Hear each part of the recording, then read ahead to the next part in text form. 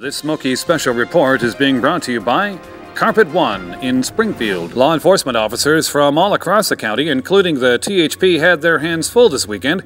It just seemed like one thing after another. Smokey's already covered a few of those stories. We're going to cover three of them here. We did receive a lot of inquiries coming out of Springfield about a lot of gunfire there. We managed to account for about 15 to 20 of those rounds. We're going to cover that now. The first incident, which occurred in front of O'Reilly's on Memorial Boulevard, accounts for about 10 of those rounds. According to police, an individual got out of his car in front of O'Reilly's and opened fire on a car in front of him.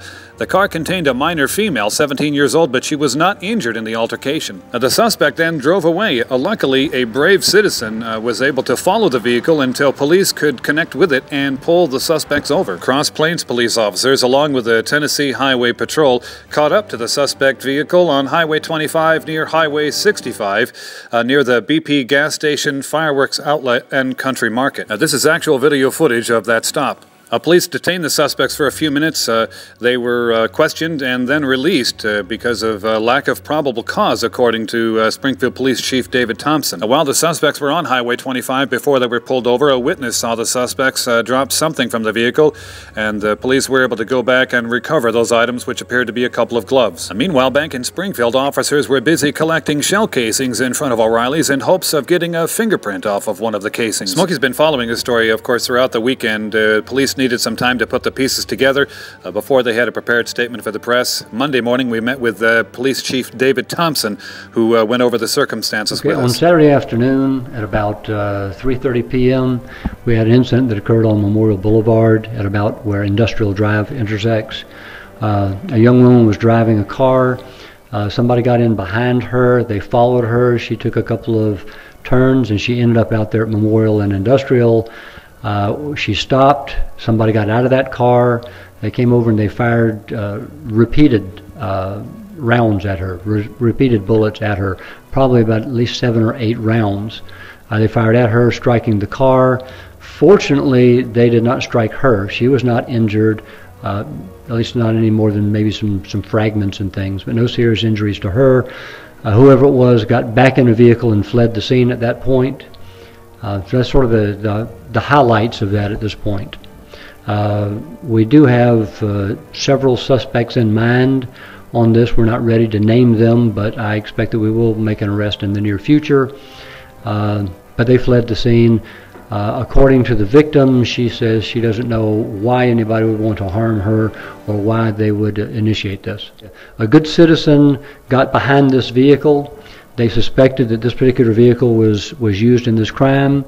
As they were following the vehicle, they called the communications division. They told them where they were.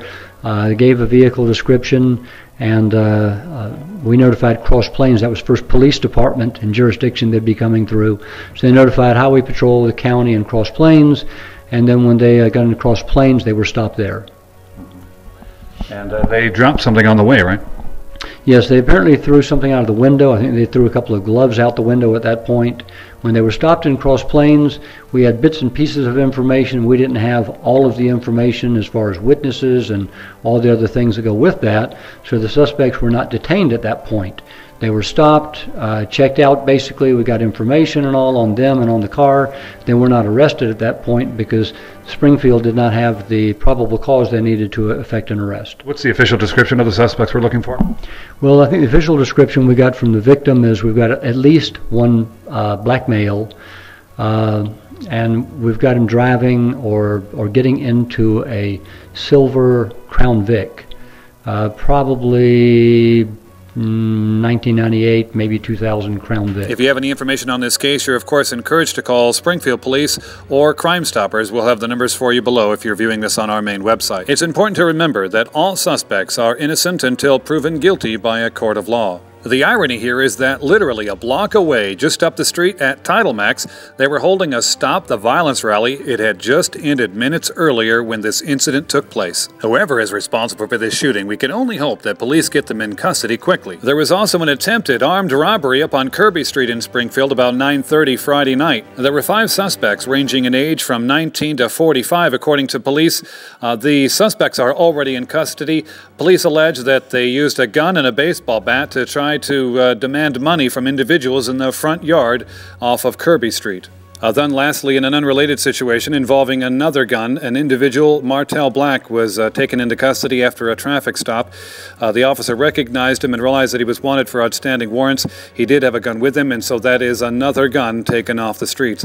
For more information on this story and the others, simply scroll down if you're viewing this on our main website. This has been Jim Ball reporting for Smoky Barn News in Springfield. Inspiration for your new floor comes from everywhere. But how do you turn those dreams into reality? Come to Carpet One Floor and Home. You can connect one-on-one with a local expert who knows floors, styles, and trends. We'll show you the possibilities and help you find just the right floor. Plus, we've got the largest selection at prices that'll leave you smiling. Come see our new showroom at 2810 Memorial Boulevard, just a block down from Kroger. Carpet One, we've got you covered.